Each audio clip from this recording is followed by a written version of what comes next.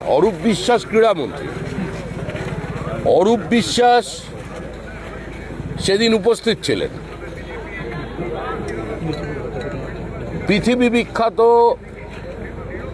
জীবন্ত কিংবদন্তি footballer Leonard Messi কলকাতায় এসেছেন, তো ক্রীড়ামন্ত্রী প্রোটোকল রাখতে তিনি ওখানে গেছেন। কিন্তু আর কারা ছিলেন? প্রশ্ন সেখানে।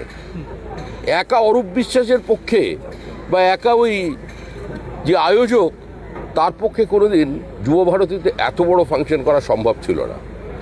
সুতরাং যেটা হয়েছে সেটা একটা প্রাতিষ্ঠানিক লুঠের পরিকল্পনা। যেটা হয়েছে সমস্ত তৃণমূল কংগ্রেসের ইনভলভমেন্টে হয়েছে। তো অরূপ বিশ্বাস পদত্যাগের ইচ্ছা প্রকাশ করছেন বা পদত্যাগপত্র দিয়ে মানে শাক দিয়ে মাছ ঢাকার চেষ্টা। মাছটা নয় ঢেকে দিতে পারবেন, কিন্তু শাকটাকে ঢাকবেন কি দিয়ে? প্রশ্ন সেখানে।